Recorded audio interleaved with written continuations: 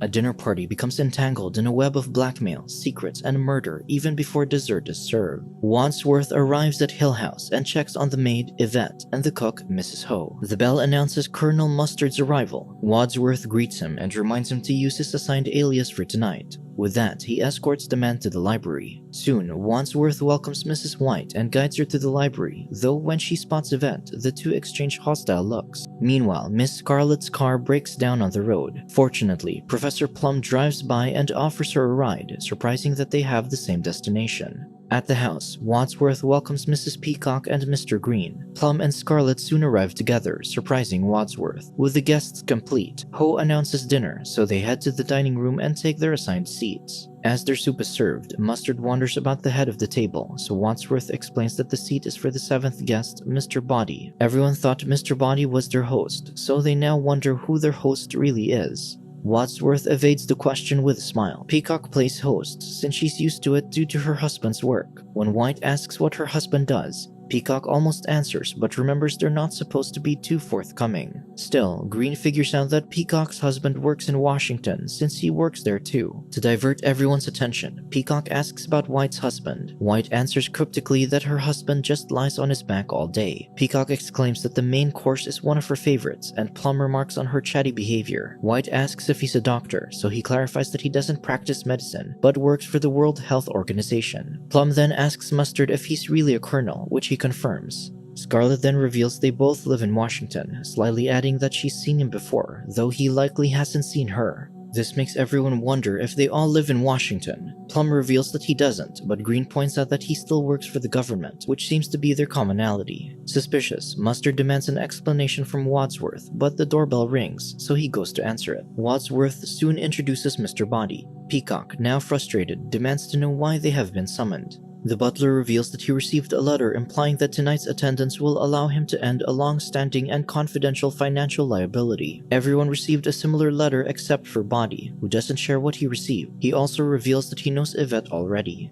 Brushing this off, Wadsworth offers dessert, but the group has lost their appetite. With that, he invites them to the study, where their unknown host will reveal his plans. They enter the room, and Wadsworth retrieves an envelope with instructions to open it after dinner. The butler then reveals that he's been instructed to disclose the guest's commonality, but he offers Body to do it instead. Body is baffled by the offer and abruptly stands, suggesting everyone to leave because the dinner is a scam. He runs out, and Wadsworth and the guests pursue him. Wadsworth then declares that no one can leave because the doors are locked and the windows are barred. Still, Body continues to search for an exit and ends up in the conservatory. He prepares to break the glass, but an angry Doberman is on the other side, scaring him. With everyone back in the study, Wadsworth announces that what the guests have in common is that they're being blackmailed by someone they don't know. They've all paid this person to keep their secrets, though Peacock denies this. To prove this, Wadsworth starts revealing their secrets from the documents in the envelope. First, Plum's license was revoked for sleeping with his patients, and Peacock has accepted bribes, though she denies it. Scarlett proudly admits to being blackmailed for running a specialized entertainment company for gentlemen. Her earlier familiarity with Mustard causes Green to conclude that he's a client. Mustard refutes it, but Wadsworth has evidence. He also reveals that Mustard works for the Pentagon and drives an expensive car despite his supposed paycheck. On the other hand, White is being blackmailed for her husband's mysterious death. She claims she was at the movies when her deranged nuclear physicist husband was found decapitated at home. However, she defends that she's been paying the blackmailer to avoid controversies. Green chooses to out himself, admitting to working for the State Department and is unashamedly attracted to men. He's been keeping the secret as he might lose his job over it. Attention finally turns to Body, who Wadsworth casually mentions is the blackmailer. This revelation causes mayhem and a fight ensues. To regain control, Wadsworth shouts that the police are on their way and that reporting Body's schemes is enough for a conviction. If they remain silent, Wadsworth is prepared to present his evidence and the recordings of tonight's conversations, which Yvette is listening in on from the billiards room. To persuade them against this, Body gets his suitcase and distributes gifts to the guest. A candlestick for Scarlett, a noose for White, a lead pipe for Green, a wrench for Mustard, a revolver for Plum, and a dagger for Peacock. Body then presents two options: report him and have their secrets exposed, or kill Wadsworth and leave before the police arrive to keep their secrets hidden.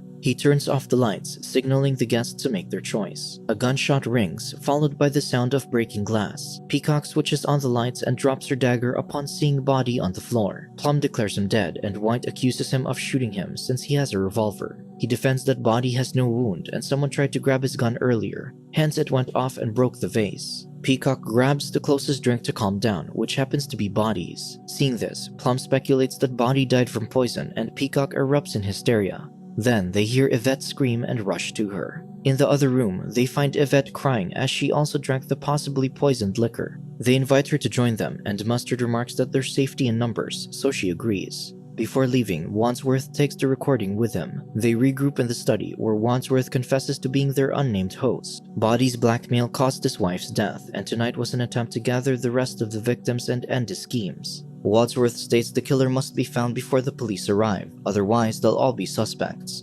Wadsworth and Yvette remember the cook, so everyone dashes into the kitchen, but Ho isn't there. Suddenly, the freezer opens and her body falls into Green's arms with a dagger in her back. Mustard accuses Peacock of killing the cook, but she defends that she dropped her dagger earlier. Upon Wadsworth's suggestion, they carry Ho to the study but notice Body is gone. While the others are searching, Peacock excuses herself to the washroom. Scarlett peeks inside Wadsworth's envelope and sees pictures of Mustard. She offers them to Yvette, but she already knows what's in them. Mustard demands them back, but Scarlett points out that she also has a right to them. Down the hall, Peacock screams. They run out and witness Body attacking her. Upon pulling him off, Wadsworth notes Body wasn't attacking Peacock since he's already dead, for sure this time. As they argue about who killed him, their loud voices causes a candlestick to fall on Wadsworth from the doorframe. They return to the study and place both bodies on the sofa. Scarlett takes ownership of the candlestick but claims she left it in the study. To prevent further murders, they lock the remaining weapons in the cupboard and plot to throw the key out. Upon opening the front door to toss the key, they're surprised to see a man outside. He requests to use their phone because his car broke, so Wadsworth allows him to use the lounge phone but locks him inside.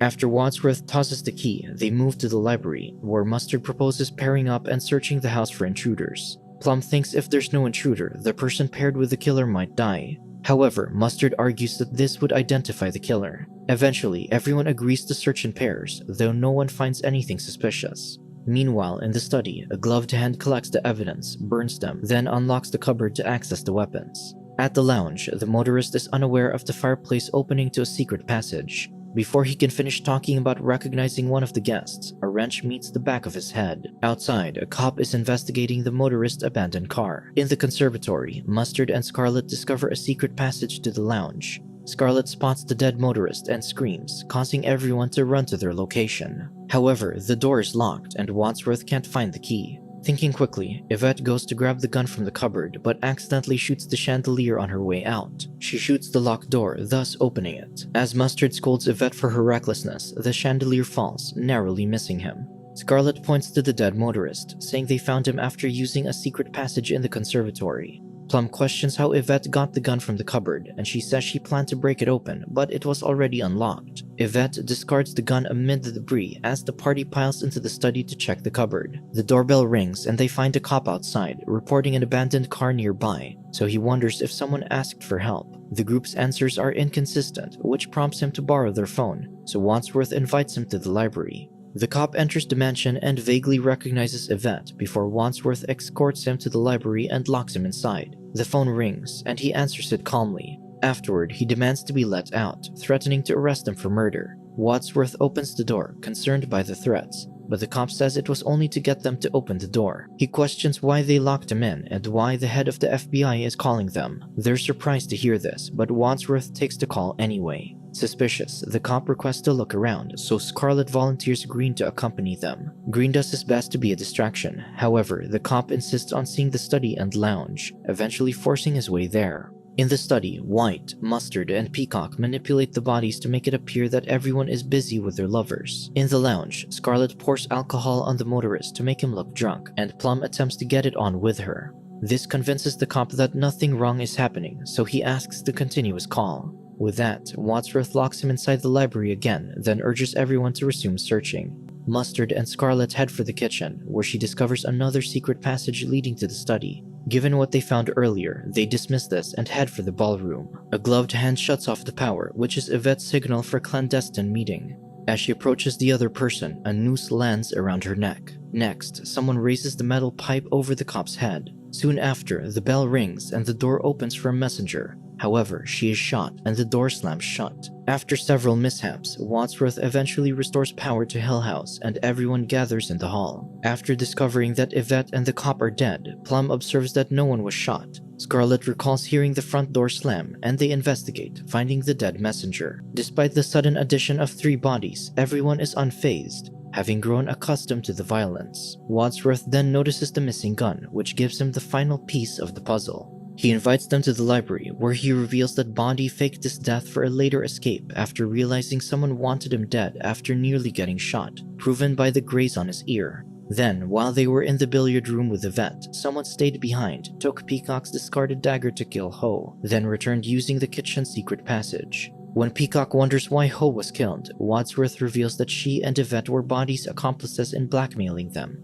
Yvette had an affair with White's husband, then was employed by Scarlett, and Mustard was one of her clients. Moving on, while they were in the kitchen, the killer slipped into the freezer's secret passage, attacked Bondi with a candlestick, then stashed him in the washroom before re-entering the kitchen. Wadsworth confesses that he didn't really throw the key away, but the killer stole it. He adds that the motorist was also an informant he invited to testify against Bondi. The motorist used to be Mustard's driver, who knew he sold radio parts during the war. Scarlett then admits that the cop from earlier was on her payroll to keep her entertainment business running. Plum also confesses that his affair with the messenger got his license revoked. Wadsworth announces the killer wanted Bondi and this accomplice is dead. During their search, the killer managed to slip away, saw the evidence identifying Bondi's informants, and burned them. They then unlocked the cupboard and took a weapon, which is why Yvette found the cupboard already open. During the tense narration, the bell rings, and Peacock opens the door to a missionary offering salvation.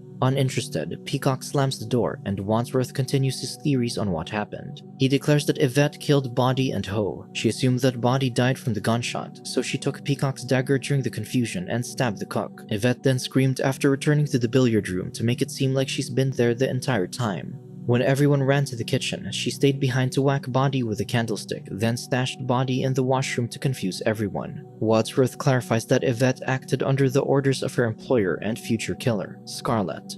He claims that Scarlett also killed the motorist using the passages that Yvette told her. Turning off the electricity and dispatching the other informants were also easy, because she was searching on the ground floor near the weapons and victims. To prove this, Wadsworth prompted everyone to empty their pockets and purses. Scarlett knows she's caught, so she brandishes the gun, revealing that her real business was extracting secrets during pillow talk and selling them. The guest's connection to the government make them valuable sources of information, but Wadsworth and the accomplices were loose ends that she needed to dispatch. As she's about to shoot the butler, the doorbell distracts her, and he takes the opportunity to subdue Scarlett. Green runs to open the door, and authorities pour in, followed shortly by the missionary, who turns out to be the FBI chief. Ever the femme fatale, Scarlett charms Wadsworth one last time before being taken away. However, this is only one possibility. Another is that after the messenger was recognized and shot, the killer hurried back to the cellar, implying it was either Peacock or Plum. Wadsworth then pins the murders on Peacock, saying she was missing when Ho and Bondi were killed. Wadsworth recalls that Peacock carelessly mentioned that the dish Ho cooked was her favorite, even though it was an exotic delicacy few cooks could make. When Wadsworth prompts everyone to empty their pockets and purses, Peacock pulls out the gun and points it at him. Peacock thinks she's backed into a corner, but when Wadsworth thanks her for cleaning up a blackmailer and his informants, she's speechless. He reassures her that he'd never call the police, so she's free to go. Peacock slowly retreats out the door, and when she's gone, Wadsworth reveals to the others that he's an FBI agent and that she won't get far. He explains that Peacock's husband has influence over defense contracts, and accepting bribes from foreign powers is treason, something she doesn't want exposed. Therefore, the others' secrets will be safe. Outside, Peacock is getting into her car when the authorities arrest her. Again, this is only a possibility. What really happened is that Plum intended to shoot Bondi but missed, so he finished him off when everyone ran to the kitchen. Peacock then killed Ho, who used to be her cook, and informed Bondi of their corruption. While the motorist was asking for help, Mustard pickpocketed the cupboard key from Wadsworth, and his insistence on going in pairs was for a chance to slip away from his partner and kill his former driver. Wadsworth then narrates that White's jealousy caused her to hurry down the stairs, turn off the electricity, and strangle Yvette. Meanwhile, Scarlett used the darkness to enter the library and get rid of the cop she was bribing. Scarlett cheerfully confirms this, amazed at his deductions. With no one else to blame, Plum accuses Green of shooting the messenger. Green shouts that he didn't, pointing out that whoever has the gun is the culprit. Without hesitation, Wadsworth takes out the gun to reveal that he's the real blackmailer all along. This whole night was merely cleaning up any incriminating evidence, and the guests ended up helping him with it. He backpedals to the front door, keeping the gun pointed at the group. Green shouts that the police are coming, but Wadsworth says he never called them. Green then motions to pocket his glasses, but suddenly pulls out a pistol and shoots. This was so unexpected that Wadsworth couldn't help but be impressed by the nervous Mr. Green before dying. Green's demeanor changes when he shows them his FBI badge, revealing that the FBI call was meant for him. As he opens the door, agents pour in and surround the guests, who begin blaming each other. When the FBI chief asks who done it, Green shouts that everyone did it, even him, who took down the real Mr. Body. With that, he plans to go home to his wife and do her too, as his ruse about his preference was a lie to lure the blackmailer.